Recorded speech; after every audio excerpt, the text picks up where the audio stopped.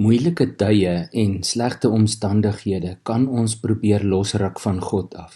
En daarom het hy sy Heilige Gees vir ons gegee, om onder andere hierdie hoop in ons te werk.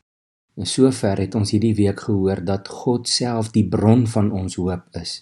En ons het gehoor die Heilige Gees wat in ons woon, skep hierdie hoop. Hy werk die hoop van binne af in ons. Soos die vrug van die Gees wat groei in ons. Dit is intern. Ons hoop is nie 'n eksterne bron van hoop wat ons iewers moet gaan haal of gaan soek of moet werk voor nie. En dit klink dalk vreemd, maar ons het ook gehoor, ons moet eerder te veel hoop as te min. Vandag gaan ons in die woord na 'n paar tekste saam kyk, waar ons bemoedig gaan word om styf vas te hou aan ons hoop. En eintlik beteken dit mos, ons moet styf vashou aan God self.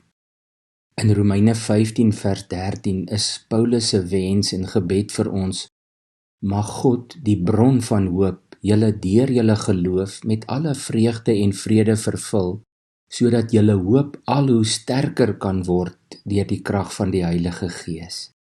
En vroeër in hoofstuk 8 vers 24 en 25 het hy geskryf: ons is immers gered en ons het nou hierdie hoop. Wat 'n mens al sien, hoop jy tog nie meer nie. Wie hoop nog op wat hy alreeds sien? Maar as ons hoop op wat ons nie sien nie, wag ons daarop met volharding.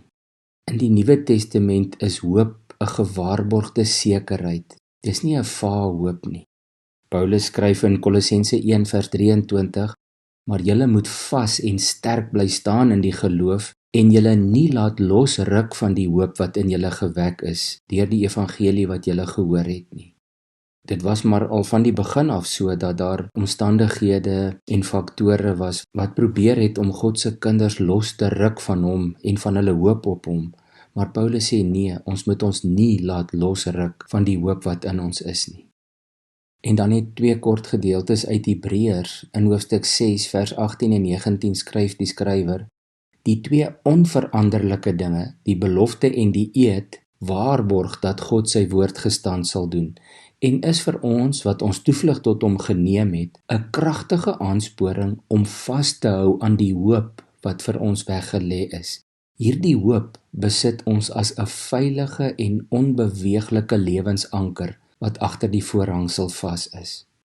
Hy sê God se beloftes en die eed wat hy deur sy Gees aan ons gewaarborg het, is vir ons 'n kragtige aansporing om vas te hou aan die hoop wat vir ons veilig weggelê is.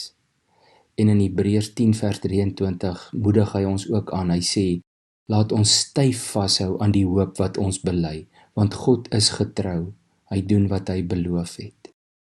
En dit is my gebed en my wens ook vir jou vandag, dat jy as kind van God styf sal vashou aan die hoop wat jy bely, die hoop op God en die wete dat hy jou liefhet en dat hy jou hemelse Vader is. Kom ons bid saam. Here, ons het soveel wonderlike, kragtige beloftes en geloofswaarhede hier saam gelees, van u beloftes en die eed wat u aan ons gewaarborg het, van u Gees wat vir ons die hoop gee, u wat self die bron van ons hoop is.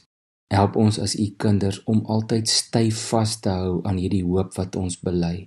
Dankie dat ons kan weet en glo, u is getrou, u sal doen wat u beloof het. En ons weet, aan u liefde is daar geen einde nie. Ons prys u in Jesus se naam. Amen.